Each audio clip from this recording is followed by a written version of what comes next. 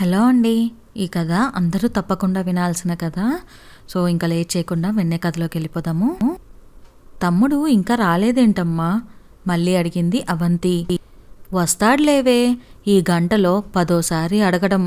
నువ్వు వచ్చావని ఒక మెసేజ్ పెడితే 2 నిమిషంలో నీ ముందు ఉండేవాడు. నువ్వే చెప్పొద్దంటివి, అలాంటప్పుడు ఆగు మరి అని నవ్వుతూ అంది జానకి. నా కోసమని కాకపోయినా వాడి కాలేజ్ టైం అయిపోయి 4 గంటలవుతుంది. మన ఇంటి నుంచి 10 నిమిషాల దూరంలో ఉన్న కాలేజ్ నుంచి రావటానికి ఇంత లేట్ ఎందుకు అవుతుంది? అది కనుక్కోవచ్చు కదా కాల్ చేసి అడిగింది అవంతి. అలా కాల్ చేస్తే ఇంటికొచ్చాక ఎగిరెగిరి పడతాడు. వచ్చేస్తాడులే, పదరా తల్లి, నీకు పాయసం చేసి పెడతా. మీ అమ్మ తన తమ్ముడొస్తే కానీ ఇంట్లోకి రాదు. మనం వెళ్ళి పాయసం చేసుకుందాం రా అని తన 4 ఏళ్ల మనవరాల్ని ఎత్తుకొని నవ్వుకుంటూ ఇంట్లోకి వెళ్తున్న జానకిని చూస్తుంటే ఆశ్చర్యంగా ఉంది అవంతికి. తను చదువుకునేప్పుడు రావడం ఒక 10 నిమిషాలు లేట్ అయితే కంగారు పడి గుమ్మంలో కూర్చునే అమ్మ ఈమెనా అని. మసక చీకటి ఆవరిస్తుంది అప్పుడే. అప్పుడప్పుడు వీస్తున్న గాలి తెరలకు గేటు పక్కన ఉన్న అప్పుడే విచ్చుకుంటున్న సన్నజాజి వాసన, గుమ్మం పక్కన వికసిస్తున్న బొండుమల్లి వాసనలు తెరలుగా అలుముకుంటున్నాయి. ఎన్నాళ్ళయింది ఇలా ఇక్కడ కూర్చొని? నాన్న ఇల్లు కట్టడం మొదలుపెట్టినప్పటి నుంచి ఎక్కడ ఏ మొక్క పెట్టాలి, ఇంట్లో ఎక్కడ ఎలా అలంకరించాలి అంటూ రోజూ చర్చలే. ఈ ఇంటి గురించి రోజూ కలలే. తీరా అంతా అనుకున్నట్టు పూర్తయ్యి ఇంటికి షిఫ్ట్ అయ్యాక 6 నెలలు కూడా లేదు ఈ ఇంట్లో. మళ్ళీ 8 సంవత్సరాల తర్వాత ఇక్కడ ఇలా. అసలు కలలో అయినా ఊహించిందా కన్నవారికి సొంత ఇంటికి దూరంగా ఇన్నేళ్లు గడుపుతానని? ఆలోచిస్తుంటే గుండె బరువెక్కి కళ్ళల్లో పల్చటి నీతి తెర కమ్ముకుంది. ఏం చేస్తున్నావు తల్లి? చీకటి పడుతుంది, దోమలు కుడతాయి, లోపలికి వచ్చేయ్. రామారావు లోపల నుంచి వస్తూ పిలిచాడు. బాగుంది నాన్న, ఇలా ఇక్కడ కూర్చుంటే ఎన్నేళ్ళయిందో కదా, అదే తలుచుకుంటున్నాను. కానీ అప్పుడు వేసిన మొక్కలన్నీ ఇప్పటికీ అలానే ఉన్నాయి. గార్డెన్ అలైన్మెంట్ ఏమీ మారలేదు. ఆశ్చర్యంగా అంది అవంతి. ఒక గార్డెన్ మాత్రమే కాదు తల్లి, నువ్వు గమనించావో లేదో, ఇంట్లో అంతా కూడా నువ్వెలా సర్దావో అప్పుడు ఇప్పటికీ అలానే ఉన్నాయి. చిన్న మార్పు కూడా చేయలేదు. నవ్వుతూనే చెమ్మగిల్లిన కళ్ళు తుడుచుకున్నాడు రామారావు. నాన్న, మీకొక విషయం చెప్పాలి. లాస్ట్ వీక్ ఒక పార్టీకి వెళ్ళినప్పుడు అక్కడ పృథ్వీ కనిపించాడు. నెమ్మదిగా చెప్పిన అవంతి మాటలకు అదిరిపడ్డాడు రామారావు. అక్కడికి ఎలా వచ్చాడమ్మా వాడు? ఇన్నేళ్ళు నువ్వెక్కడ ఉన్నావో వాడికి తెలియకూడదనే కదా ఇంత కష్టపడ్డాము. మళ్ళీ దాపరించాడా మన ప్రాణానికి? ఆవేశంతో ఉనికిపోతున్నాడు రామారావు. నాన్న ప్లీజ్ ఎగ్జైట్ కాకండి. కనిపించాడు, మాట్లాడాడు, జరిగిన దానికి సారీ చెప్పాడు. అతనికి పెళ్ళయింది, తన భార్య కూడా పరిచయం చేశాడు. జరిగిన దానికి చాలా ఫీల్ అవుతున్నాను, చాలా తప్పు చేశాను, క్షమించమని అతని భార్య మీ అల్లుడు గారు ఇద్దరు ముందు అడిగాడు. గడగడా చెప్పేసింది అవంతి. అమ్మయ్య, ఎంత మంచి వార్త చెప్పావు తల్లి. నిజంగా పండగ రోజే మనకి. అమ్మకి చెప్తా ఉండు. సంతోషంతో ఎగిరి గంతేస్తుంది. పట్టరాని ఆనందంతో పరుగులాంటి నడకతో లోపలికి వెళ్తున్న రామారావుని చూస్తూ ఉండిపోయింది అవంతి. అక్క, నిజంగా నువ్వేనా? వాట్ ఏ సర్ప్రైజ్ అంటూ పరిగెత్తుకొచ్చాడు తమ్ముడు. అవంతి వచ్చి వారం దాటిపోయింది.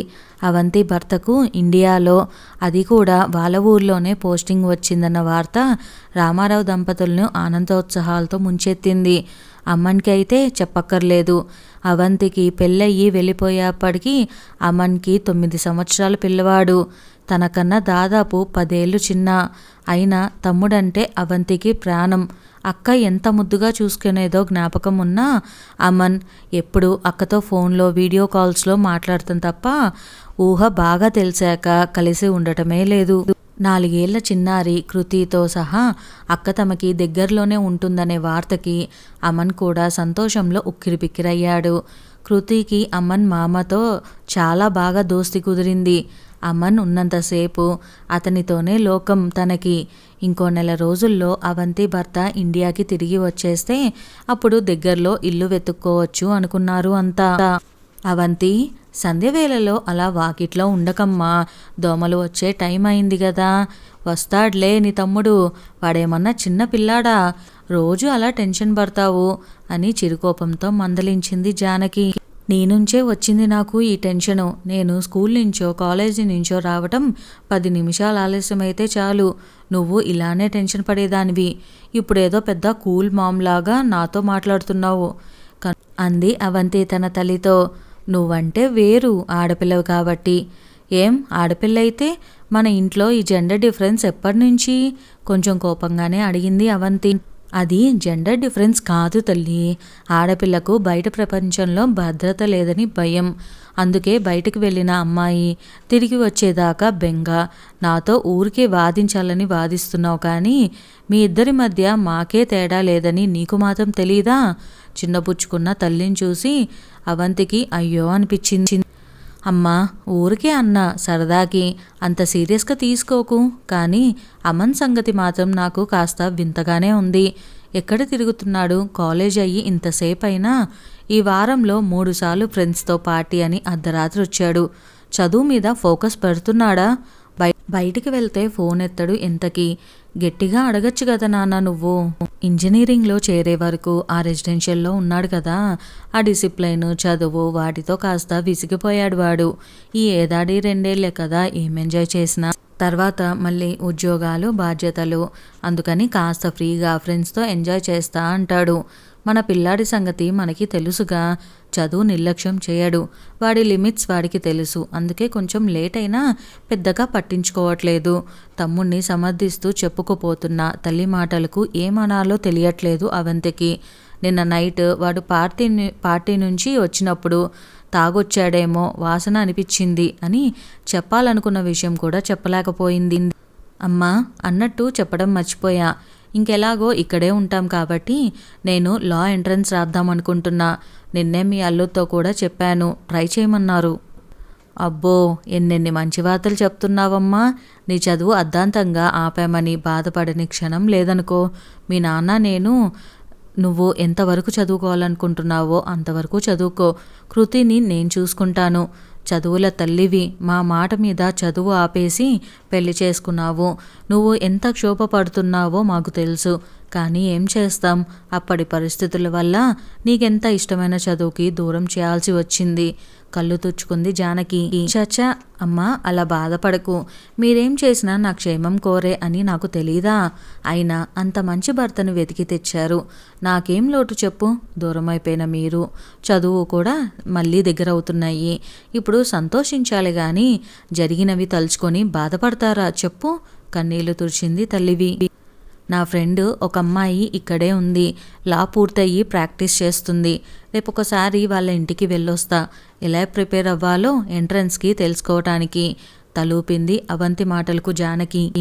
కృతి అలా బయటికి పిల్లలు ఒక్కళ్ళే వెళ్ళకూడదు, బూచి ఉంటుంది బయట అని చెప్పిన అమ్మమ్మ అరుపుకి భయపడి అప్పుడే ఇంట్లోకి వస్తున్న మామయ్యని ఖర్చుకుపోయింది కృతి. ఏమైంది బుజ్జి? అమ్మమ్మ అరుస్తుంది. అమ్మా పిల్లల్ని బూచి అని అలా భయపెట్టకూడదని తెలీదు? ఎందుకలా చెప్తున్నావు? ఇదే మైండ్లో ఉండిపోతుంది.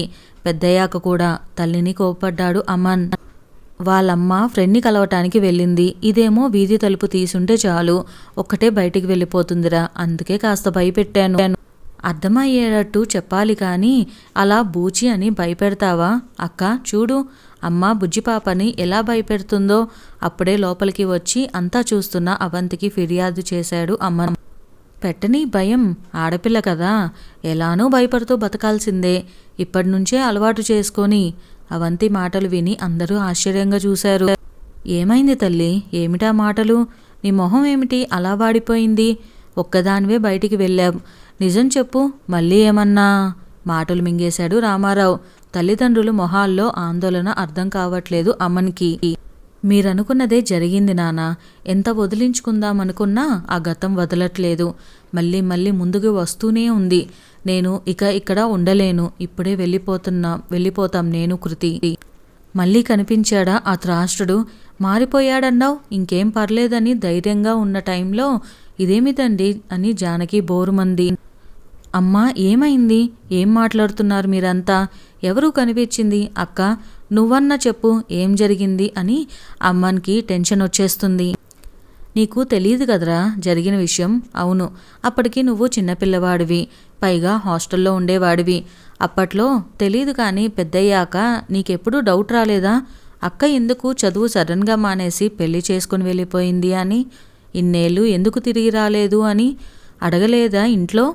అమ్మనికి తీక్షణంగా చూస్తూ అడిగింది అవంతి. చాలాసార్లు అడిగానక్క, నీకు ఎంసెట్లో 100 లోపు ర్యాంక్ వచ్చిందని నాన్న చెప్పినప్పుడల్లా అడిగా. మరెందుకు అక్కని చదువు మాన్పించి పెళ్లి చేసి అంత దూరం నైజీరియా పంపించేశారు అని. మంచి సంబంధం వదులుకోవటం ఇష్టం లేక అనేవాళ్ళు. ఇప్పుడు అనిపిస్తుంది ఏదో జరిగింది అని. చెప్పక్క, ఏం జరిగింది అసలు? అమన్ ఆతృతగా అడిగాడు. అవంతి, ఊరుకో, చిన్నపిల్లాడు, వాడికెందుకు ఇవన్నీ? లోపలికి పద, మనం మాట్లాడుకుందాం. రామారావు మాటలకు అడ్డంగా తలూపింది అవంతి. అంత చిన్నపిల్లాడు కాదు నాన్న ఇప్పుడు వీడు. వాడికి చెప్పే వయసు ఎప్పుడో వచ్చింది. అమన్, నేను చెప్తా విను. నీకు తెలుసుగా నేను ఎంత బాగా చదివేదాన్నో. మంచి కాలేజీలో సీట్ వచ్చింది, అది ఉన్న ఊరిలోనే. కానీ మా సీనియర్ పృథ్వీ అని ఉండేవాడు. అతను నన్ను ప్రేమిస్తున్నానని వెంటపడ్డాడు. నేను నెమ్మదిగానే నో చెప్పాను. నాకు చదువు మీద తప్ప వేరే ఏ ఆలోచన లేదని చెప్పాను. అతను వినలేదు. వెంటబడి వేధించాడు. అతన్నే పెళ్లి చేసుకోవాలని, లేదంటే చంపేస్తా అని బెదిరించాడు. నేను అంతవరకు ఇంట్లో కూడా చెప్పలేదు. అప్పుడు మాత్రం భయపడి చెప్పాను. నాన్నని తీసుకువెళ్ళి ప్రిన్సిపల్కి కంప్లైంట్ ఇచ్చాను. 1 వారం రోజులు సస్పెండ్ చేశారు. వాళ్ళ కుటుంబానికి చాలా పలుకుబడి ఉంది. అంతకన్నా కాలేజ్ మేనేజ్మెంట్ ఏమీ చేయలేదు. కావాలంటే పోలీస్ కంప్లైంట్ ఇవ్వమని సలహా ఇచ్చారు.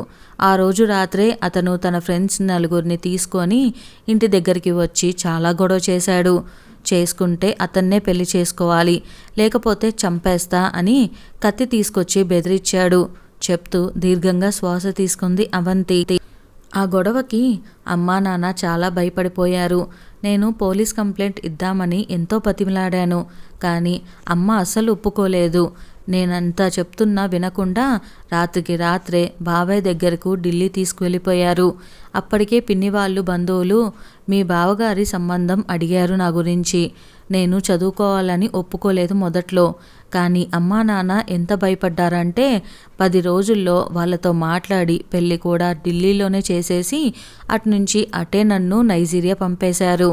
కృతి పుట్టినప్పుడు కూడా మీరే వచ్చారు, కానీ నేను రాకపోవటానికి కూడా ఇదే కారణం. వస్తే నాకేదన్నా అవుతుందనే భయంతో. అమ్మ ఒప్పుకోలేదు. అవంతి దుఃఖం ఆగట్లేదు. అక్క, ప్లీజ్ ఏడవకు. అప్పుడు జరిగిందేదో జరిగింది. నీకిప్పుడు ఎవరు సపోర్ట్ చేయలేకపోవచ్చు. ఇప్పుడు నేనున్నాను. నువ్వు భయపడకు, నేను చూసుకుంటాను. ఈసారి నువ్వు భయపడి వెళ్ళిపోవాల్సిన అవసరం లేదు. చెప్పు, ఎక్కడున్నాడు వాడు? ఎక్కడ కనిపించాడు? ఆవేశంగా అడిగాడు అమన్. ఫోన్ మెసేజ్ ఉంది, వింటావా అంటూ వాయిస్ మెసేజ్ ఓపెన్ చేసింది అవంతి. ఏమనుకుంటున్నావు నువ్వు? నీ గురించి ఏం చూసుకొని అంత ఎగిరిపడుతున్నావు? నాలాంటి హ్యాండ్సమ్ గై నిన్ను ప్రేమిస్తున్నా అని అంత బ్రతిమలాడుతుంటే అంత ఇగో చూపిస్తావా? ఆడదానివి, నీకే అంత పొగరుంటే మగాడిని నాకెంతుండాలే? నాకు గాని తిక్కరేగిందనుకో, ఒక్క చిన్న యాసిడ్ చుక్క చాలు, అందంగా ఉన్నానని తెగ ఫీల్ అవుతున్నావుగా. నీ మొహం నువ్వే మళ్ళీ చూసుకోలేవు అద్దంలో. ఒకటి గుర్తుపెట్టుకో, నీకు ప్రేమ అన్నా పెళ్ళి అన్నా అవన్నీ కూడా నాతోనే, లేదా నిన్ను చంపి నేను చేస్తా. ఆ గొంతు విని అందరూ స్థానులైపోయారు. ఇది ఇది ఇది మన అమ్మన్ గొంతు కదా? గొంతు పెగుల్చుకుంటూ అంది జానకి. అక్క, ఇది నీకెలా? అసలేమైందంటే తడబడుతున్న అమ్మన్ చెంప చెల్లుమనిపించింది అవంతి. అవంతి, ఏమిటిదంతా? నాకేం అర్థం కావట్లేదు, వణుకుతున్న గొంతుతో అన్నాడు రామారావు. నా ఫ్రెండ్ లాయర్ ప్రీతి దగ్గరికి వెళ్ళాను కదా నాన్న. అక్కడికి నేను వెళ్ళేప్పటికే వాళ్ళ పక్కింటి అమ్మాయి సూసైడ్ అటెంప్ట్ చేసింది. చెయ్యి కోసుకొని కత్తితో. లక్కీగా ఇంట్లో వాళ్ళు చూశారు కాబట్టి అపాయం తప్పింది. నేను వెళ్ళేసరికి ప్రీతి వాళ్ళ ఇంట్లోనే ఉంది. నన్ను అక్కడికి రమ్మంది. ఎందుకా అని వెళ్తే తెలిసింది ఈ విషయం. వీడు రోజు ఇంటికి రాకుండా బయట చేస్తున్న రాచకార్యం ఇదే. ఆ దీపని వేధించుకుని తింటున్నాడు. వాళ్ళ పేరెంట్స్కి తెలిసి మీలానే భయపడి చదువు మాన్పిచ్చేస్తామనుకున్నారు. పాపం ఆ పిల్ల తట్టుకోలేక ప్రాణం తీసేసుకుందామనుకుంది. ఆ ప్రబుద్ధుడు ఎవరో తెలుసుకున్నా. ప్రీతి నన్ను అక్కడికే రమ్మని ఈ మెసేజ్ వినిపించింది. ఇది చాలా బెటర్ మెసేజ్. మీరు వినలేనివి, మనం అనలేనివి ఇంకా చాలా ఉన్నాయి వీడి మెసేజ్లు. అమన్ వైపు అసహ్యంగా చూస్తూ కొనసాగించింది అవంతి. దీపకు వాళ్ళ పేరెంట్స్కి చెప్పొచ్చా? ఏం భయపడద్దు, పోలీస్ కంప్లైంట్ ఇవ్వండి, నేను సాక్ష్యం ఇస్తాను, వచ్చి ఆ గొంతు వాడిదే, ఆ నెంబర్ వాడిదే అని అవంతి మాటలకు అదిరిపడ్డారు అందరూ. అవంతి, జరిగింది తప్పే, కానీ ఆ అమ్మాయి సూసైడ్ చేసుకోబోయింది వాళ్ళ పేరెంట్స్ చదువు మానిపిస్తారని, కానీ వీడి వల్ల కాదుగా. నువ్వు ఆవేశపడుతున్నావు, వాడి ఫ్యూచర్ నాశనం అవుతుంది. రామారావు వారించబోయాడు. జరిగింది తప్పే అన్నాక మళ్ళీ కానీ ఏమిటి నానా? తప్పంటే తప్పే, వీడి ఫ్యూచర్ నాశనం అవుతుందా? మరి ఆ అమ్మాయి సంగతి ఏమిటి? తనకేమైనా అయ్యి ఉంటే అప్పుడేం చేసేవాళ్ళు? లేదా నాలానే ఒప్పుకొని చదువు మానేసి ఉంటే అప్పుడు బ్రతికి ఉండి చచ్చిపోయేది. ఇన్నేళ్ళు నేను ఎలా ఉన్నానో తెలుసా నాన్న మీకు? నా తప్పేం లేకుండా నా కలలు, కోరికలు, ఆశలు అన్నీ ఎవరికో భయపడి వదిలేసి కన్నవారిని చూడటానికి కూడా నోచుకోకుండా ఈ 8 ఏళ్ళు బ్రతికాను. ఎవడో సంబంధం లేనివాడు నా జీవితాన్ని శాసిస్తే నేను తల వంచుకొని పారిపోయి బ్రతుకుతున్నానని నా మీద నాకే విరక్తి కలిగేది. ఆ ఫీలింగ్ మీకెవ్వరికి చెప్పినా అర్థం కాదు కూడా. అదృష్టం కొద్దీ అర్థం చేసుకునే భర్త దొరకటంతో ఆగిపోయిన నా కలలు పూర్తి చేసుకుందాం, లాలో చేరి అమ్మాయిలకు వాళ్ళ హక్కుల గురించి పోరాటంలో సాయం చేద్దామని ఇక్కడికి వచ్చాను. కానీ ఇక్కడికి వచ్చాక తెలిసాయి నా తమ్ముడి ఘనకార్యాలు. ఆవేశంతో ఊగిపోతుంది అవంతి. నువ్వు ఒకవైపు మాత్రమే విని నీ తమ్ముడిని అనుమానిస్తున్నావు అవంతి. నా కొడుకు గురించి నాకు తెలుసు, వాడు అలాంటి వాడు కాదు, నేను నమ్మను ఇదంతా, రోధిస్తుంది జానకి. నిజంగా నీ కొడుకు గురించి నీకు అంతా తెలుసా అమ్మా? సరే చెప్పు. రోజు అర్ధరాత్రి దాకా ఎక్కడ తిరుగుతున్నాడు ఇంటికి రాకుండా? వాడి ఒక ఫ్రెండ్ పేరు కానీ ఫోన్ నెంబర్ కానీ తెలుసా? ఎలా చదువుతున్నాడో, బ్యాక్లాగ్స్ ఎన్ని ఉన్నాయో తెలుసా? అర్ధరాత్రి తాగి ఇంటికి వస్తున్నాడు, అది తెలుసా? ఏం తెలుసని మీకు? అసలు తెలుసుకోవాలని అనుకున్నారా? ఎంతసేపు మగపిల్లాడుగా పర్లేదు అన్న మాటే. ఆడపిల్లకి బయట సేఫ్టీ లేదు అన్నావు కదమ్మా. ఎవరి వల్ల లేదు సేఫ్టీ? నీ కొడుకు లాంటి మగపిల్లల వల్ల కాదా? వాళ్ళని పట్టించుకోకుండా వదిలేసే మీలాంటి తల్లిదండ్రుల వల్ల లేదు. మీ గురించి ఇలా అనాల్సి వస్తుందని నేను కల్లో కూడా ఊహించలేదు. బాణాల్లాంటి అవంతి మాటలకు సమాధానం లేదు వాళ్ళ దగ్గర. నువ్వు చెప్పరా?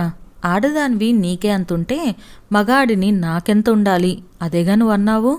మగాడివి అయితే ఏమిటి నీ గొప్ప? అసలు ఒక విషయం ఆలోచించావా? ఒక ఆడదాని ఒంట్లో 9 నెలలు భాగంగా ఉండే నువ్వు బయటికి వచ్చావు. ఆ 9 నెలలు నీకు అస్తిత్వమే లేదు. ఇంకేం చూసుకొనిరా నీకంత మిడిసిపాటు?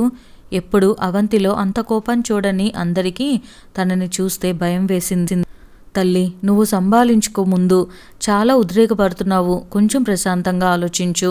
మేము వీడిని వెనకేసుకురావట్లేదు, జరిగింత తప్పే, కానీ చప్పట్లు ఒక చేత్తో మోగవు కదా ఎప్పుడు అంటున్నాను అంతే. ఇప్పుడు ఆడపిల్లలు కూడా ఇదివరకులా లేరు.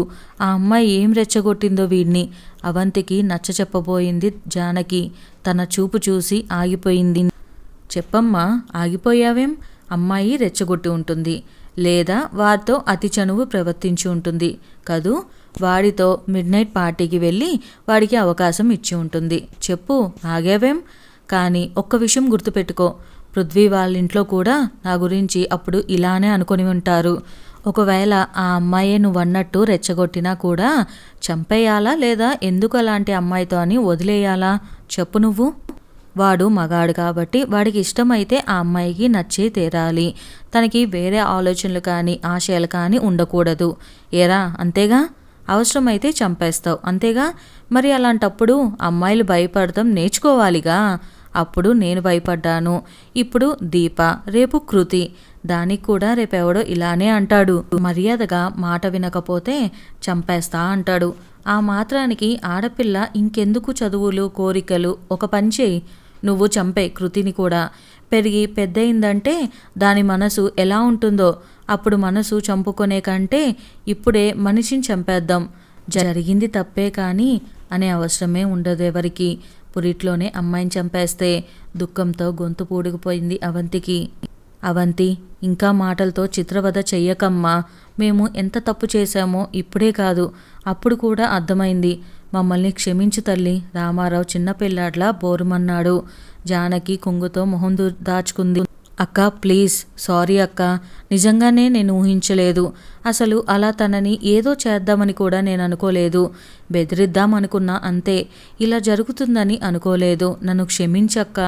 పోలీస్ రిపోర్ట్ ఇస్తారనే భయంతో కాదు, నిజంగా సిగ్గుతో చచ్చిపోతున్నా. వాళ్ళ ఇంటికి తీసుకువెళ్ళు. నేను దీపాకి వాళ్ళందరికీ కూడా క్షమాపణ చెప్పుకుంటా. ప్లీజ్ అక్క. అవంతి కాళ్ళు దగ్గర కూర్చొని బరస్ట్ అయ్యాడు అమన్. తీసుకువెళ్తాను. వాళ్ళేం చెప్తారో నిర్ణయం వాళ్ళదే. నువ్వు క్షమాపణ చెప్పటానికి మాత్రమే తీసుకువెళ్తా, నిక్కచ్చిగా చెప్పింది. కృతి మీద ఒట్టేసి చెప్తున్నా, ఇంకెప్పుడు ఏ అమ్మాయితోనూ తప్పుగా ప్రవర్తించను. ముందు మీరంతా నన్ను క్షమించా అని చెప్పండి. దీపా వాళ్ళు ఏమన్నా వాళ్ళ నిర్ణయాన్ని గౌరవిస్తాను. నేను మారా అని మీరంతా నమ్మితే చాలు నాకు. అక్క, ముఖ్యంగా నువ్వు. తన ఒళ్ళో తలపెట్టుకొని కుమిలి కుమిలి ఏడుస్తున్న తమ్ముడిలో మార్పు నిజంగానే వచ్చిందని అర్థమైన అవంతి ఆనందంగా నిట్టూర్చింది. ఇదండి వాళ్ళ మన కథ. ఈ కథను మనకు అందించిన వారు పూర్ణిమ పెమ్మరాజు గారు. కథ కనుక మీకు నచ్చినట్లయితే వీడియోని లైక్ చేయడం అస్సలు మర్చిపోకండి. అలానే మన ఛానల్లో మరిన్ని కథలు ఉన్నాయి, ఒకసారి చూసేయండి. కొత్త వాళ్ళైతే మన ఛానల్ని సబ్స్క్రైబ్ చేసుకొని బెల్ ఐకాన్ని క్లిక్ చేసేయండి. మేము ఏ కథ పెట్టినా వెంటనే మీకు నోటిఫికేషన్ వస్తుంది. అందరికన్నా ముందు మీరే చూడొచ్చు. అండ్ కథ పట్ల మీ ఫీలింగ్ని కూడా కామెంట్స్లో కామెంట్ చేయండి. Thank you.